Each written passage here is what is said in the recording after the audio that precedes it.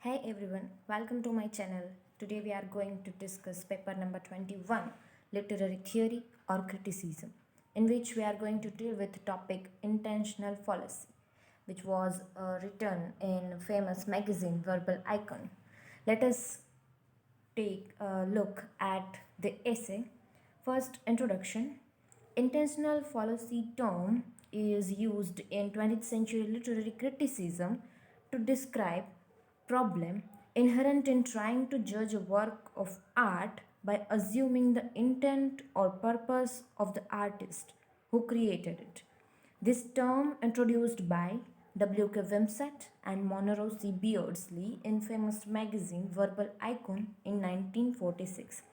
There is a famous quotation from this essay. This is contemporary criticism. The term is used to describe the error of judging the success and the meaning of work of art by authors' expressed intention in producing it. In a way, we are looking at author's biography and author's biographical element instead of looking at the work as solely. So in a way, they both are trying to describe us that when you are criticizing any work, then you must have to be detached from author's autobiography.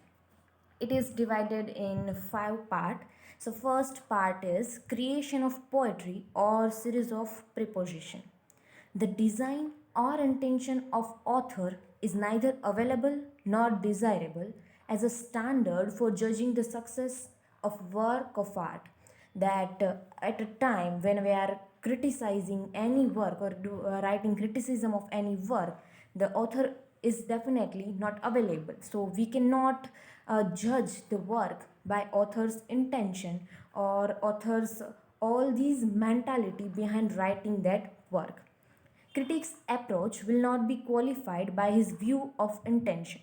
In a way, what he intended during the writing, that all the things, that intention is connected with the word is like what he intended in formula in order to judge, right?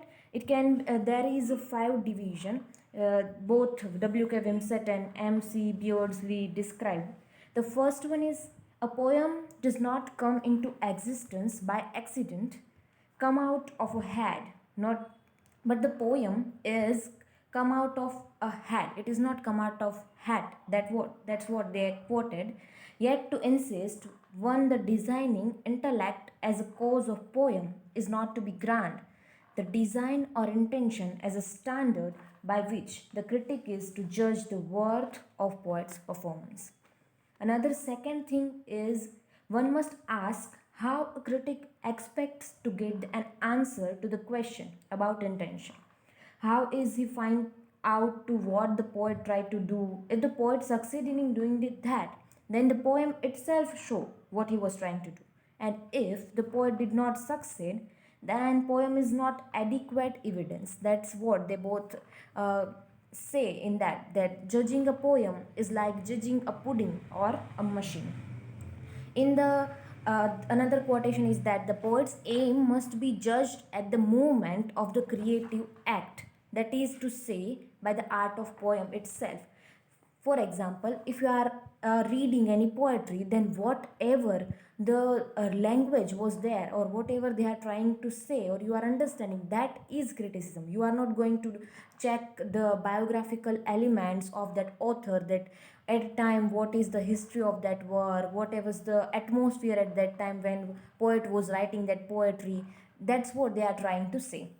In the third thing, they says that poetry is a feast of style by which a complex of meaning is held at once, all things implied in relevant order. That poet take so many different things and arrange these things in a proper order that readers of that poetry can understand that. Then fourth thing is says that short lyric poem is dramatic response of a speaker to a situation. Critic should impute thought and attitude of poem to speaker, right? That critic must have to go through the work thoroughly and then he has to give this criticism of that work, and in which he have to elaborate all the thoughts, all the attitudes which which connected with the poem. That's what they both are trying to say.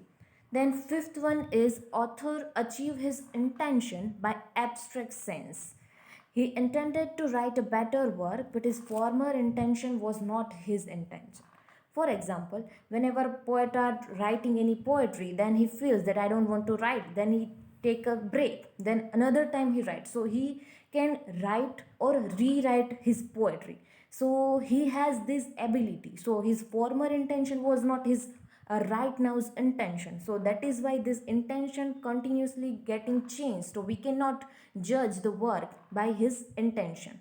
The poem is not the critic's own and not the author's. The poem belonged to public. Whenever once the poem was written, then it all belonged to public. That it cannot be author's poem or it cannot be critic's poem. Then it is said that poem embodied in language, and if we are looking at the language perspective, then the subject is a statement in linguistic that general science and psychology or personality, it is a subject of that what is kind of a language was used in that poem. So it is a subject of general science, not critic subject to judge the work. And then he both divided work of art in two types, that artistic criticism, in which artist achieve his intentions, and we are judging in artistic criticism we are judging a work of art by taking his intention, writer's intention in consideration. But in moral or objective criticism, undertaken at all the way, that we are looking at the work from all the perspective instead of looking at author's biographical element. Then second part, in part 2, poet's reason behind creating poetry. What is poet's intention behind creating poetry? So intentional fallacy is a romantic one, and rhetoricians considered as a distant harbinger of romanticism and greeted in warmest way, that they all followed this kind of rituals when they are writing their criticism. In order to judge poet's performance, we must know what he intended. That's what a critics think, but in reality is not needed. There is also a Goethe's question, that Goethe's question for constructive criticism. Three questions he threw to the readers, that what did author set out to do? First question is that. Then was his plan reasonable or sensible? Second question is that. And third is how far did he succeed? If we looking at these three questions and we get the answer, then we can say this work of art is successful. And if we cannot get the answer, then it is not successful. The beautiful and ugly part of art is aesthetic fact. Critic write nice analysis on the meaning of a play by Shakespeare, but it remains aesthetic criticism. If we look at these all the works of Shakespeare, then it also connected with aesthetic criticism, but it is not we cannot consider the biographical element in it. Then part 3, expression and aestheticness in poetry. Poet writes poetry by a sort of genuine inspiration. Plato showed a truth about the poetic mind. He told all the things how poet create poetry. It is inspirational and affectionality remembered and had proceeded from poet. Poetry is a lava of imagination. It is emotion recollected in tranquility, that all the emotions are collected and then he wrote any poetry.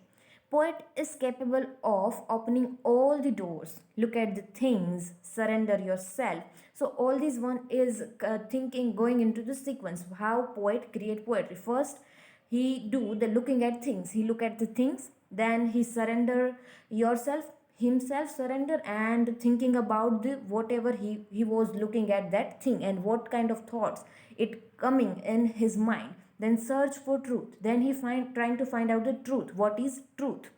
Then he listen inner voice, what the inner voice of his is telling to him.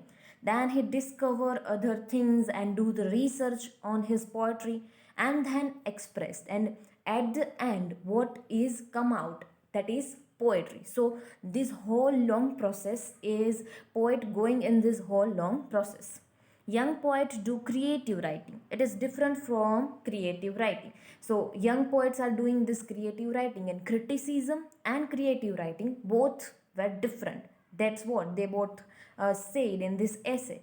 Certain passwords like sincerity, fidelity, spontaneity, authenticity, genuineness, originality equated with integrity, relevance, unity, function, maturity, and subtlety.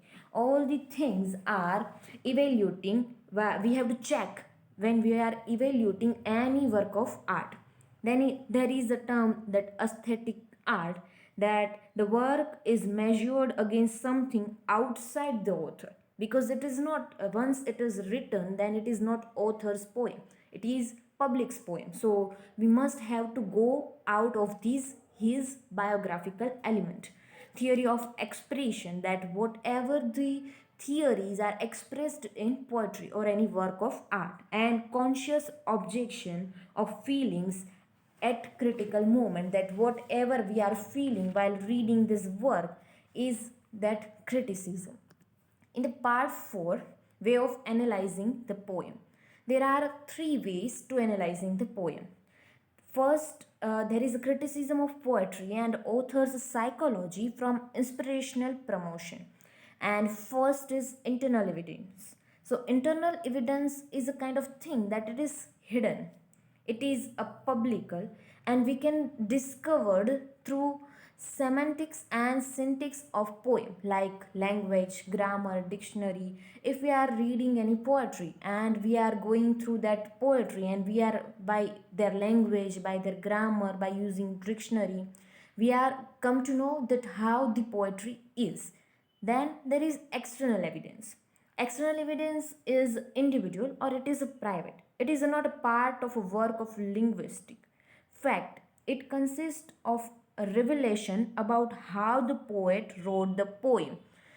For example, Kubla Khan. We are going to discuss this example alone, but along with that intermediate evidence, it is restricted for time. Character of author and private message meaning attached to the words of poets or group. For example, cool in Kubla Khan, that it's not meaning whatever the in the present time we are understanding cool as a personality, but at that time in Kubla Khan they are using cool word as a cold. So these are restricted for time. At that time it is used as a cool, but now it is used as a personality. So this evidence is changed by the time. There is a gross body of life and mental experience which lies in every poem. That's what they are saying. Then if we are looking at the two examples which was described in original essay, first is Kubla Khan. It is a fabric of version. Every image passed, nothing happened in written, image rewritten to the surface. So we can come to know the story. What is the story? Story is continuously going on, and we are knowing the story. So there is no like moral behind that. That's what they are trying to say. And first is Coleridge limited experience, it reflected in the Kubla Khan. And second is cluster of association as a term of experience, that there is a cluster, whatever he experienced in his life he described in Kubla Khan. So both, if we are looking at that, the intermediate evidence is coming in Kubla Khan. Then there is another example is Elegy on Prince Henry by Donne. Donne particularly was interested in astronomy, so he used so many geocentric antitheses as a metaphor to prefer private evidence to public, external to internal. So he used evidence of his own evidence for reflecting whatever he was intended at that time. So in a way these both examples were given for telling us that we must not have to go through the work with biographical elements. In the part 5, that allusiveness. Allusiveness is mainly connected with false judgment, is likely to involve the intentional fallacy. that we are taking into consideration poets biographical element. That's what is allusiveness. For finding meaning in Elizabethan drama, one have to trace intention of author. For example, T.S. Eliot. If we have to understand the T.S. Eliot's work, particularly the Westland, then one have to trust him in his reading with intentional implication, and we must have to go through the history at that time. So this allusiveness is coming to this consideration. Then there is another technique how to uh, find a work. Then poem constitutes a special information about the meaning and phrases whatever the T.S. Eliot used in the Westland. One should find meaning of verbal symbol whatever the verbal symbols are using in the poem. So we have to go back to the time of the history, and we have to take a look at the history of that time, atmosphere at that time. Poem must be judged like other part of composition, but at the end they both are trying to say that one must have to judge a work by only a poem, by only a work of art. As a poetic practical allusiveness would appear to be in some poems, there is a two way. The first way is a biography or genetic inquiry, we are going for writer's biography, and another is poetic analysis. Whether it makes any sense, this is a true and objective way of criticism. It is a practical criticism. And if we going to the technique, so there is a technique is close reading. So close reading, what we are doing by using intentional fallacy, we are doing close reading, and by separation it from biographical element of author, and only looking at meaning which was reside in a word. By combining both the things, we can do the close reading, and by that we got a universal truth, a criticism of work of art, and that is called practical criticism or intentional fallacy. So in conclusion, we can say that notion becomes central part of modern literary criticism. It is an important part of what is known as the new criticism. Author upon both their understanding of the language in which they write and their personal experience about reality create a work. So this is intentional fallacy. Thank you so much.